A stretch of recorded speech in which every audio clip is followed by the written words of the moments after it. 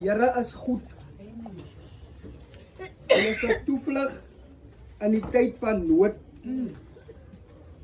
En hy sorg vir die wat by hom skuil.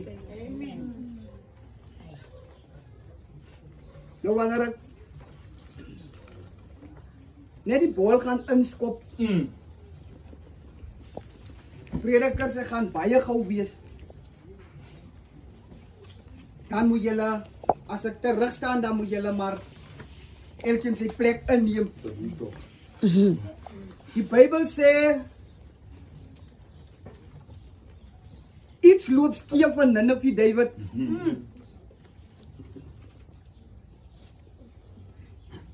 Die Here stuur die profeet Jona om hulle tot inkeer te bring. Maar toe Jona sy doel bereik, het almal wat daar was tot inkeer gekom. Die Bybel sê hulle die Here gedien.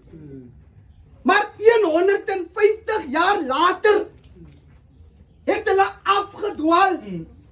Hulle het afgode gedien, sê die Bybel. Maar die wonderlikste ding wat gebeur, die Assiriërs val hulle aan. En daar het 'n geweld in Nineve plaasgevind.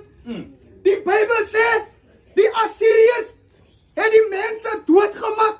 Hulle het hulle liggame teen die pale opgehang, David. Hulle het die mense se koppe by die inkom van Nineve het hulle neergesit. Ja. Die velle van die mense het hulle aan die tente gehang, sê die Bybel. Wanneer jy Nineve inkom, dan kon jy die bloed van die mense ruik. Oh yes. En hulle het moed verloor. Maar nou kom Nahum en hy kom praat hulle moed in. Hy kom praat vir Juda moed in. Hy sê vir hulle, God is 'n toevlug. God is 'n toevlug. En hy ken die wat by hom skuil. Die Bybel sê, Dawid kom skryf. Hy sê, bande van die dood het my geomring, maar die Here was vir my 'n toevlug. Die Bybel sê,